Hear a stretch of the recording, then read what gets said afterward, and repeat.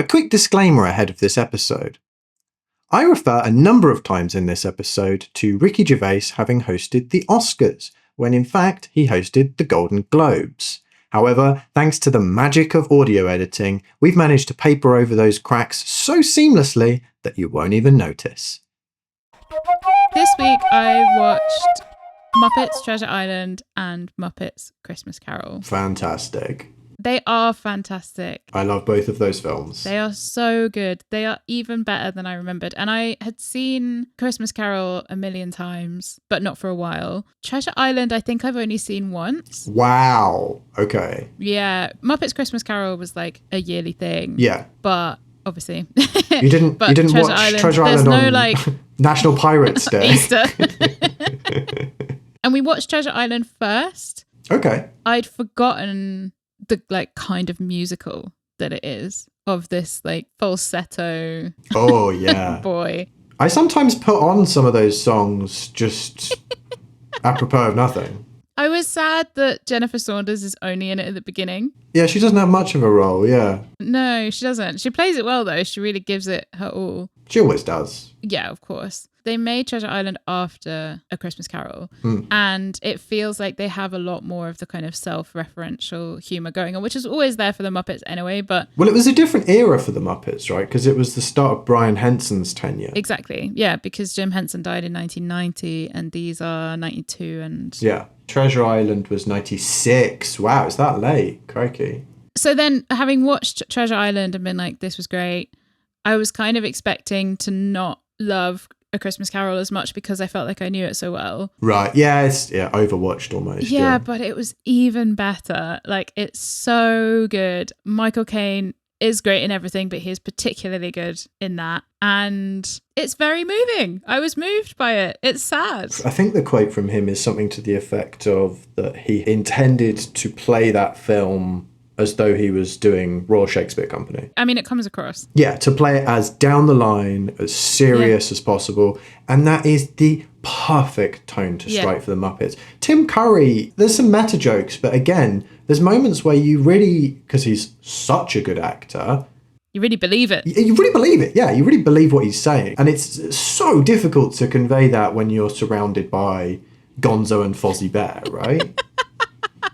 Are you saying that Gonzo and Fozzie Bear are not authentic actors? Well, I mean, Fozzie has his moments, actually, but not in Treasure Island. Treasure Island, he's so dumb. Oh, yeah, because he's got his, Mr. Bimble, right? His finger. His thumb is yeah, exactly. Oh, God. It's such a stupid joke, but it works so well. Yeah. It's so good. Yeah. I think one of the things that gets me with the Muppets the most is when you see their legs. Oh, yeah. There's just something really funny about knowing that it's a hand puppet, but seeing them. There's a bit in A Christmas Carol when Kermit the Frog, as Bob Cratchit, is bringing Tiny Tim home for dinner, and they do this. It's like an a cappella duet, and Kermit is doing this little... Bum. Yeah. And he's Yeah, and he's tap dancing and his legs are so funny. It's brilliant. Because they're so sort of gangly and odd looking, yeah. Exactly. And my friend who has quite young children said that they watched it and he went into it being like, oh, it's a Muppets Christmas Carol, it's really fun. And then his kids were really scared. Yeah. And so I kind of had that in mind when I was watching it. And I was like, it is quite terrifying. The Ghost of Christmas Future is like a Sith Lord. Yeah. The scale of it as well. And there's a lot of aging and dying. And it is serious. It's Dickens, right? So it's not a lighthearted thing. Yeah, and the Muppets was never Sesame Street, right? The Muppets always had, even in its earliest incarnations, an adult edge to it or something extra to it, right? The original sketch show would have, not necessarily frightening moments, but it would have adult humour in it. It would have celebrities that a child isn't going to give a shit about. Totally. There's innuendo. Yeah. Yeah, and it's interesting you say about Sesame Street because part of Jim Henson's career trajectory was Sesame Street. That's part of the bigger picture, but it's not what the Muppets ever was. No, exactly. And then they really suffered for when they were on SNL being rejected by the writers as just puppets. Basically, the writers really didn't want to write. Oh, really? And were quite like disparaging of them. What era was that? It's around the time that they moved to the UK. There were kind of speculations about maybe that was why, because they'd been on SNL, but they were really segmented. So this must be like mid-80s. I know it wasn't that late, but in the Will Ferrell era of SNL, I imagine them embracing the Muppets. No, it was much earlier. In the John Belushi era, I can imagine them being very like, we're the counterculture people. We don't like the Muppets.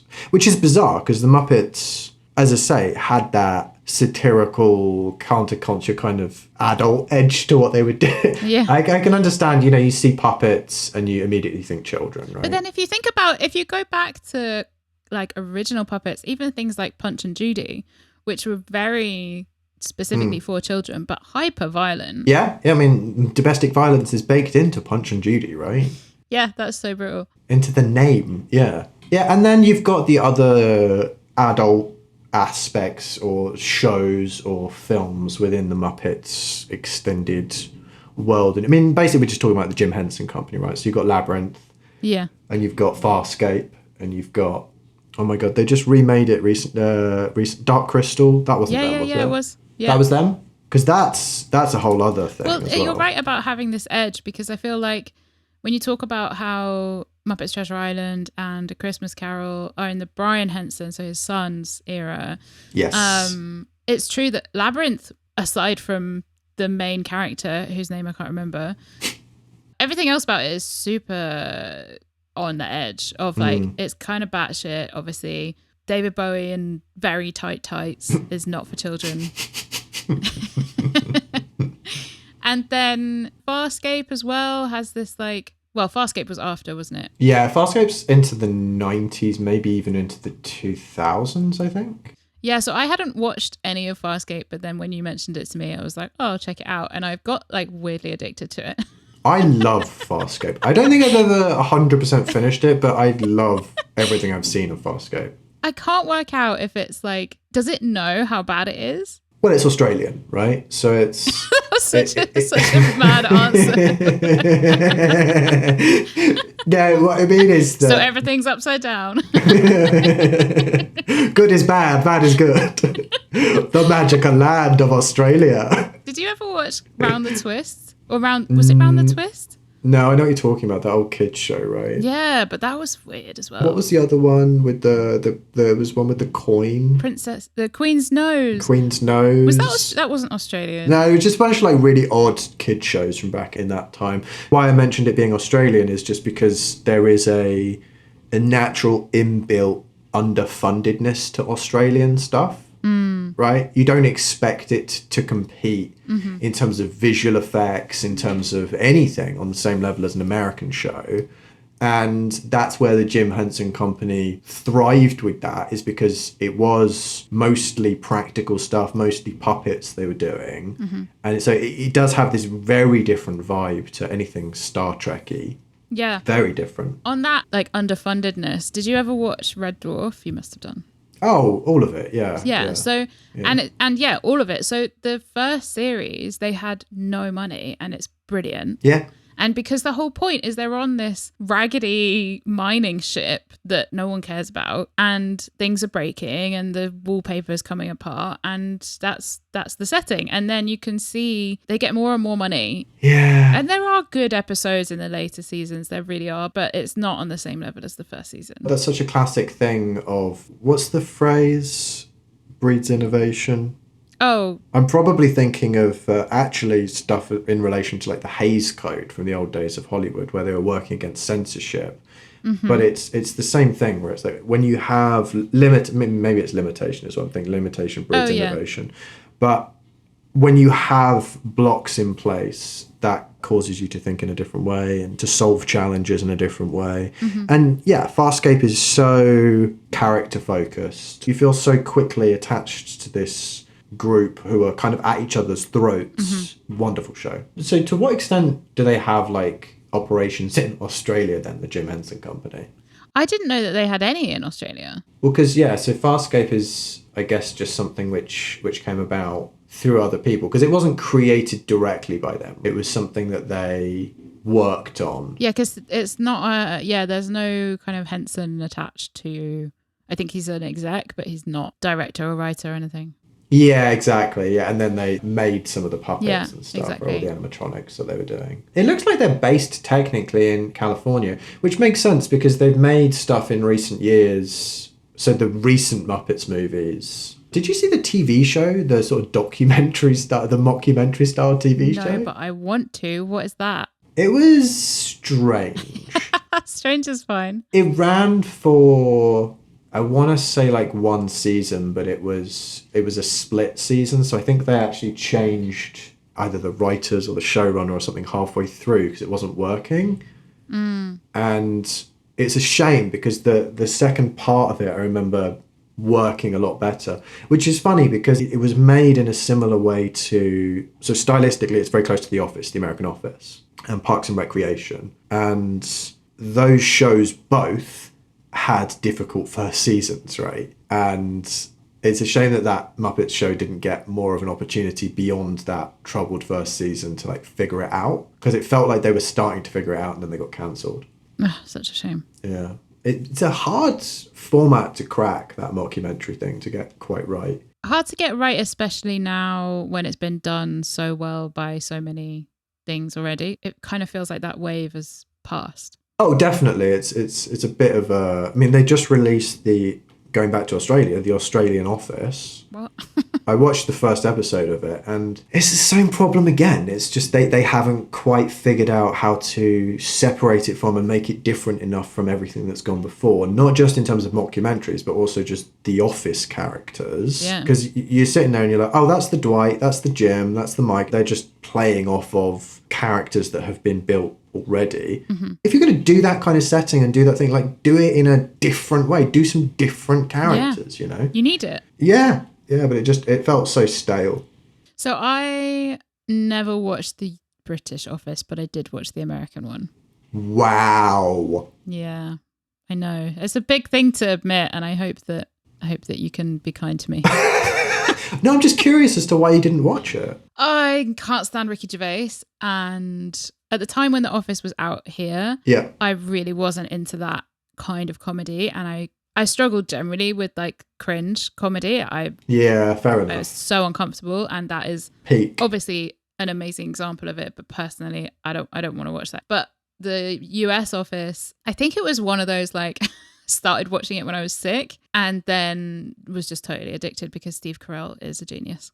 And it's not cringe comedy, really. There's moments that it has in it, but even the moments of It's cringe... not cringe. It's American and heartwarming. Yeah, so you know the episode where he has Jim and Pam over for dinner at him and Jan's with the place? TV on the wall. Oh, wow. So many moments in that which... in the British Office, they would have lingered for so long and you would have felt so uncomfortable. And you do feel uncomfortable to a degree in that episode, but it's so funny at the same time. It's funny. And it's just that extra level of removed where, because it's American and I'm not, it's funny. Whereas watching the British Office, it's so painful. My mum worked in the building that's in the opening credits. And I was born in Slough. Amazing. So the British Office is very... It's actually about you. Well, I mean, it's close enough to the experiences my parents would have had in the, working around that sort of area at that sort of time. Wow, you were born in Slough. I was born in Slough, yeah. It's a bleak, bleak place. So, you know John Betjeman, the poet? No. He was obsessed with nature and the UK and going to like every single small town and city and place. And he loved the entire country. Except Slough. Except Slough. And he has his descendants issued an apology to the town of Slough in recent times, I think, because his poem, it was called Come Friendly Bombs. Ooh. And the bit that I remember from it offhand is come friendly bombs and rain on Slough. It is not fit to graze a cow. Wow. I mean, Slough's not great, but that's extreme. Yeah, he really didn't like Slough. It's a massive trading estate, basically. Yeah. It's just offices. It's just grey concrete buildings, stripped of any nature or anything. Or soul, yeah. I mean, it's like Bracknell, but worse. I was going to say, I feel like when I say that, because I was born in Reading, and I feel like people are imagining Slough when they're like, oh. Yeah, it's worse than Reading, for sure. And speaking of Reading, my friend is from Liverpool, and one time was like, "What do you mean you don't like Ricky Gervais? But he's from Reading. He's actually from Wokingham." Oh yeah, he is, isn't he? Yeah, he's from all around that area. Yeah, he worked in the Nationwide. It's in one of his. I used to live in viewing distance. Like, I could see Cemetery Junction from my window. Oh yeah, of course, in the tower. Yeah. Yeah, and Harvey was like, "But he's from Reading," and I was like, "And?" And Yeah. it was a really amazing insight into, because obviously Liverpool has produced so many iconic, amazing people, and anyone from Liverpool is proud of anyone from Liverpool. Sure. And he just expected the same to be true of Reading, and it's the total opposite. No, Reading is that part of the country is far more. Oh, so you think you're a big shot, do you, Ricky? Don't come to Cemetery Junction now, though, do you? Went and hosted the Golden Globes. Did you? Yeah, prick. Did you see the film Cemetery Junction? It was not Yeah, good. it was trash, yeah. And also, I was like, if you're making a film about Reading, Yeah. it's not even about Reading. It's called Cemetery Junction. It could be anywhere, and it felt more like it was in London. He's made, at this point for me, more misses than hits. Oh, yeah. But the original Office, It was such a big hit. I don't know if you're ever going to go back and watch it, but it's an absolute banger. Yeah. It makes sense as to why it spawned everything that it did. It's so well put together. And I think a big part of that is the relationship between the two of them, right? So you got Stephen Merchant, Yeah. who's able to mitigate some of Ricky Gervais's nastier impulses. Because Stephen Merchant has gone on to do some really interesting things. Oh, God, yeah. And he's got a lot of understanding of pathos and, having heart in everything that he does, which makes everything that they did together so much better. What was that thing that he did with Christopher Walken, the Bristol one? The Outlaws. Yeah, exactly.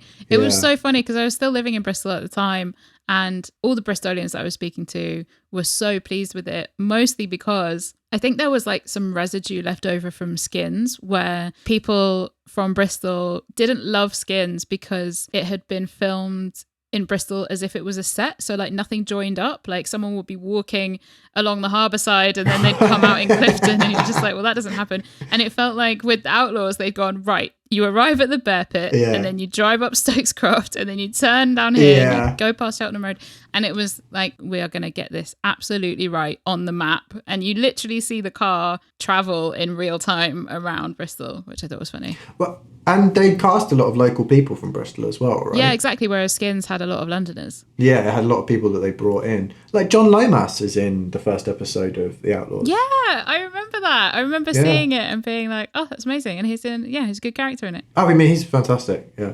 What else have you been watching? What else have I been watching? You're making me want to go back and watch Muppet stuff now. In particular, to go back and watch Treasure Island, because it's been a really long time since I've seen that. And I remember watching some of the original TV show, like Pigs in Space, those sorts of sketches, on VHS tapes with my grandparents. Oh, wow. True nostalgia. Well, yeah. There's just been so many Muppets shows and films and things at this point. So actually, on that point, did you see the most recent Muppets films? Because this ties back to Ricky Gervais as well. No, what? Because I know that. Wait, which films? Well, so there was the Jason Segel one. Oh, yeah, of course. Right? Where they introduced that new Muppet character. Who else is in that? Had this fit. Oh, Amy Adams is in it as well. I like her. Yeah, she's good. But they made a sequel to that where Ricky Gervais was a part of it. Ugh. It was not as good. Oh, that was it. And that one was the one that Brett McKenzie won an Oscar for. Best Original Song. Brett McKenzie from Flight of the Conchords. Muppets Most Wanted. That's the Ricky Gervais one I'm thinking of, which was... I just don't think Ricky Gervais makes anything better. That's interesting. Like, if you add Ricky Gervais to something, I don't think it helps. He doesn't have a huge amount of range. And what he does is... That was a very kind way of saying. Well, I loved The Office and Extras. Oh my God, Extras was brilliant, but it's so long ago. Some of his early stand-up was fun as well. But a lot of his early stand-up is pulled directly from the radio shows that he was doing with Stephen Merchant and Carl Pilkington. It's just ideas that he took from that and then put into stand-up, from what I remember of it. And so there was good stuff there when he was working with those two, and he wasn't the sole creative voice behind things. I can't think of anything that he's done, as you say, like anything that he's been added to or anything that he's done. There's an argument that his hosting of the Golden Globes was pretty decent. Yeah. Fine. Because there is a context where that kind of nastiness is legitimate. Plays correctly and works. Yeah, exactly. And that's probably the only context I can think of. Yeah, that's a good point. I mean, it says something about the Golden Globes. That of all the things in the world, the only thing that adding Ricky Gervais to it where it helps is the Golden Globes. Yeah, I would argue that that's probably the case. I mean, I haven't seen much of Afterlife. Oh, I saw the whole first season and some of the second, and wow. Yeah. I can't remember why. It just seemed so nihilistic, like so... Yeah, I mean, I guess it was nihilistic, but that kind of works for what it was about. You kind of expect it to be nihilistic. The thing that bothered me about it was that every scene had been written around one or two jokes that he wanted to say. Right. It's another example of two things mashed together where it was quite an interesting and kind of heartbreaking story of a man coming to terms with the loss of his wife. Yeah. Who's died too early. And then Ricky Gervais. Just like doesn't quite work. And then you have Penelope Wilton, who's iconic as this other widow who meets him in the graveyard and is basically the kind of magical, tells him what to do and gives him free therapy. Manic Pixie Dream Widow. Exactly, who he never sees in any other situation. Right, okay. And is always there when he happens to go as well. And wait, so she's a ghost? That would have been better. Okay. That would have been better. I don't know, it a lot of his stuff just feels to me, so like when I hear him talk about atheism as well, it just feels like the kind of conversations you had in sixth form. Yeah. And he's just recycled those ideas. Like cokey politics. Yeah, exactly. Oh, yeah, sitting up at God knows what hour of the morning listening to people talk at you about, I don't know, the Jeremy Corbyn. Reichstag or Jeremy Corbyn or, Tibetan Buddhism or something. It's like, shut the fuck up. Yeah, exactly. But you can't go to bed because it's your bedroom that they're all in. Oh, my God. It's too specific to be made up. Get out of here, Ricky. It's just like, why didn't you sleep well last night? Fucking Ricky Gervais up Ricky in my room giving all night. it all that about atheism all fucking Had night. to call Stephen, get him to come and get him. Stephen Carlett to come pick him up, yeah. Did you ever listen to the radio show? I remember it was animated, right? Yeah, they did a version with HBO that was animated. Yeah, I watched well. some of that. I think that was getting home in the early hours, and that's what was on. Yeah, but I didn't watch it religiously. It was just them taking the piss out of Carl Pilkington, right? A lot of it was that, yeah. Ricky Gervais laughing, which I realised doing this podcast I can't really criticise. All I do, but yeah, it was a bit grating. Yeah, I mean, it was the biggest podcast in the world, probably until recent times. Joe Rogan, most downloaded thing, because it was one of about 3 podcasts when podcasting started. It was so early, wasn't it? Joe Rogan just got beaten at the top though, didn't it? Did he? By who? Yeah, by a woman. I can't remember what her name is. Oh, it's not Call Me Daddy, is it? Oh, I don't think so. Really? Because he's been on top of the world when it comes to podcasts for a long time. Oh, it's Kylie Kels, who? The coach.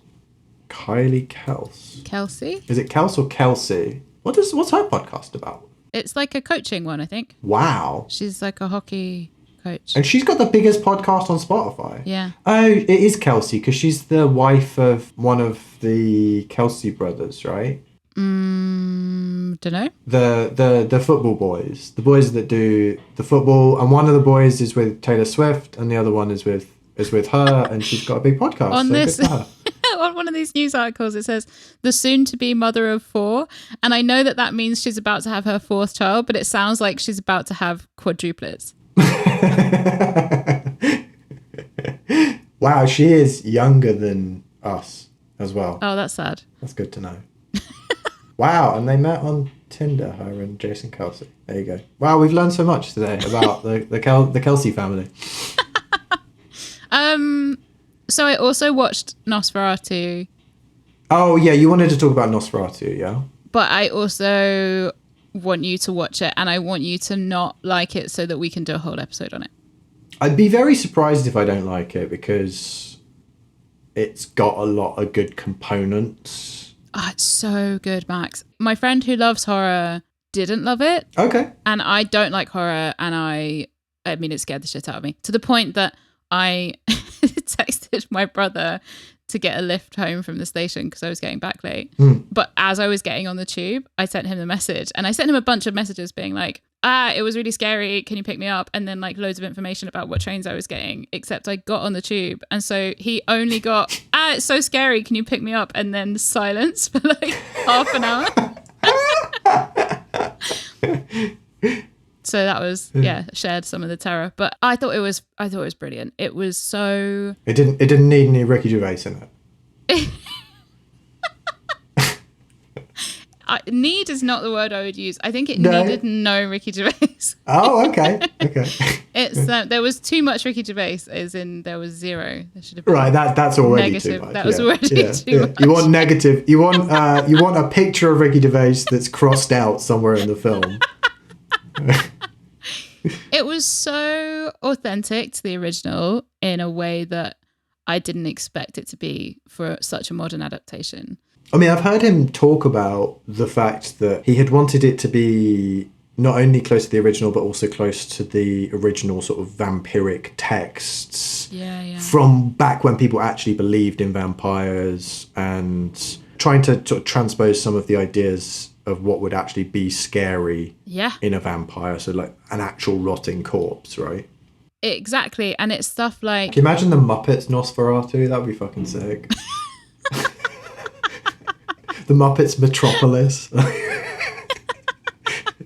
Well, Fred Slang there is, presents. so he talks about this. So Eggers talks about how SpongeBob referenced it. Oh. And then he got interviewed by the Hollywood Reporter, and they're kind of like, what do you think of that? And he remembers that the Muppet Babies played clips of Phantom of the Opera. Oh, wow. And that it gave him an exposure to a lot of movies that he watched. So he was kind of like, thanks, SpongeBob, like you're doing the same thing for me, which I thought was really cool. Yeah. Yeah, so there's this line where he says, you know, when you look at the really early vampire accounts, they're not even drinking blood, they're just strangling people or suffocating people or fucking them to death. And that was really interesting. And it really is like, it's a really different kind of gore. There's like a pull to the terror that I thought was fascinating, and the way that it feels like the whole film is in black and white, and it isn't at all, but just because of the lighting and how desaturated it is, and the way that they've used shadows in the same way, you know, like the original was mind-blowing to people because they were doing things like playing film backwards or speeding it up, and nobody had seen anything like that. And it felt like, you know, watching this, I'm easily scared by horror, and the first half an hour I was like I'm fine, and part of my brain was like, this is just the beginning. And it was really fucking scary. And some of what was so good about it was like, I couldn't see the cuts. There were shifts between scenes and spaces. Right. And I couldn't see it when it had happened. So it was really pulling you along in that kind of like magical way. It was so immersive. Yeah. And the performances were fantastic. I was reading about it and I saw that it was originally going to be Anya Taylor-Joy, who I do not like, and Harry Styles. Jesus Christ. What? I know. Whose idea was that? But like Nick Holt, phenomenal. Lily Rose Depp is absolutely the star. Like, she is so good in it. Oh, okay. I mean, I've seen very limited amount of her so far. Like, I didn't even recognize her. I didn't even think of it as her. I only saw a little bit of The Idol, that TV show that was trash. Oh, yeah. No, I didn't watch that. Yeah, so I've not seen a huge amount of her in anything, so that'd be interesting. But yeah, so I would really like you to watch that and hopefully... and not like it. Exactly. Moan about it, yeah. And then you watched... Because you also watched a horror recently, right? Oh, yeah, I watched Heretic, the new... Which I've been meaning to watch. Yeah, It looked from the trailer like it was very front-loaded. Yes, it was disappointing because the setup was so good. In a similar way to another film we've talked about, Trap. So you loved it. I didn't feel anywhere near as badly about it as I did about Trap. It was just a bit disappointing. Okay. It had so much interesting, good setup, and Hugh Grant was so good, and the two girls that are in it, Sophie Thatcher and Chloe East, they were both great. You know, I mean, they're not Hugh Grant's level yet. I mean, they're much, much younger, and he's probably operating at his highest level in recent years, especially now that he's started to take on these villainous roles. Way more interesting. It fits him like a glove. Yeah. Did you see the Dungeons and Dragons film, Honor Among Thieves? I loved that film. I thought that film was great. I've heard good things. I mean, I don't want to set your expectations too high or anything, because it is what it is. And our expectations going in were pretty mid. Pretty low. It's just fun. And he was fun in it as a villain. Not like a villain like he is in Heretic. Heretic, he has this way of mixing charm and threat into the same moment. The first half of that film is brilliant. Just him having these conversations with these two girls where he'll, there's a moment where he's talking about the fact that there's a blueberry pie in the oven. Oh, this is in the trailer, right? So it's in the trailer, candle. but I don't think it is in the trailer. Yeah, there is a candle, which is a blueberry pie scented candle, and so that's like an obvious threat. But before you notice this candle, he's mentioned blueberry pie, and so blueberry is a word that has been coming up in the conversation. And he asks this girl how her father died, because she's mentioned that her father died, and she says Lou Gehrig's disease, and he sort of stumbles over talking at the same time as her, almost. It's a very sort of well orchestrated moment, and he mishears her as saying blueberry disease, and it creates this horribly awkward moment of like him sort of minimizing this very dark and important thing in her life, and he plays it off, but it's so intentionally undermining as to what's going on. I mean, you can see him kind of doing it, but doing it in such a way that he could never be called out on it. Oh, yeah, brilliant. Fantastic. That's what disappointed me about that film, is it goes off in this kind of standard direction later on. I don't want to ruin it too much. Or at all. Well, yeah, I mean, I do plenty of that, but but this first half of the film it's worth watching for the first half of the film at least. As I say, it's and then just turn it off. Yeah, exactly. Just turn it off when they go downstairs. Just turn it off. Yeah. And again, I say when they go downstairs, a lot of that film is way too dark, and I feel like too much darkness is a cover for not being confident enough as a filmmaker. To me. Ooh, interesting, because Nosferatu was also very dark. Yeah, a lot of his stuff's dark, but it's well lit darkness.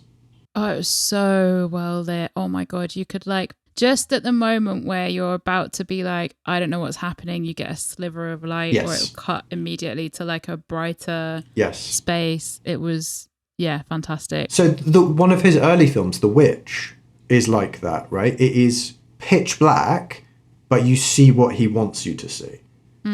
Whereas Heretic, it's that muddy darkness where it's not well orchestrated and it's just dark. Especially with, again, how well lit the first half is when they're upstairs. Disappointing. It's the guys who did A Quiet Place, right?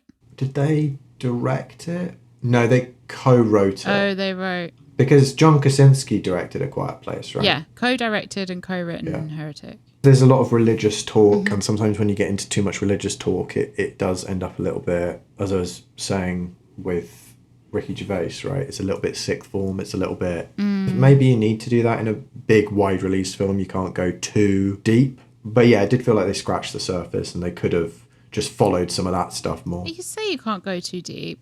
This was A24. Something like Everything Everywhere All at Once is massive blockbuster.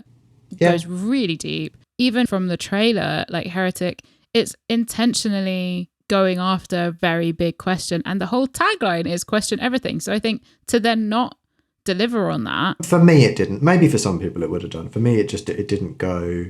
It stopped chasing interesting ideas at a certain point and started just veering into, right, how do we wrap this up as a kind of thriller ending almost? Yeah. I think, again, problem of high expectations. Yeah. Delivered upon when it came to Hugh Grant, delivered upon when it came to lots of the first half of it. But, just started to... It's one of those films where if I'm grading it in my head, I'm like, this is an A, this is an A, this is an A, this is a B, this is a B, this is a B. Towards, it's not. It doesn't get bad. Maybe being overly critical, Yeah. but it just starts to let out a big old stinky fart right towards the end. Did you watch The Gentleman, the film? No, I saw the first couple of episodes of the TV show, and it was that was noxious. Absolute bullshit. Yeah. No, the film was better. Okay. I don't understand why they made it into a TV show. Apart from money, yeah, obviously. But Hugh Grant, that was the first time that I'd seen him in a kind of villainous character that's further from the like Bridget Jones, like anti-hero type, where he's a bit foppish still then, right? Yeah, he's not exactly. foppish No. anymore. Yeah. No, and he was playing a Cockney and he was not quite getting, like, mostly That's fine, funny. but not quite getting it. But it also felt like he was just having the best time and completely taking the piss out of himself. And that was brilliant to watch it. And it was also, it was meta in a, like, I think he's got a film that he wants to get made and he keeps talking about, when they get to Act 3 and he's talking about Act 3, it was that kind of stuff. Have you seen him in interviews in recent times? When he's talking about all the things that he hates. He's so funny in interviews. Yeah, he just doesn't give a shit. For Heretic, there was one where someone asked if the character stayed with him after the film. That's a stupid question. And he says something to the effect of, "Oh yes, well, I actually murdered 3 girls this afternoon, so oopsie doodle." Again, it goes back to experience, right? He's so experienced, not just as an actor, but as a public figure. As a public figure, yeah, exactly. And he went through all of that stuff in the late 90s where he was caught for prostitution. So he's been at the lowest ebb you can possibly be at with the media, right? The way that you said that makes it sound like he was the prostitute. He was researching a role. To play Julia Roberts. The Pretty Woman sequel.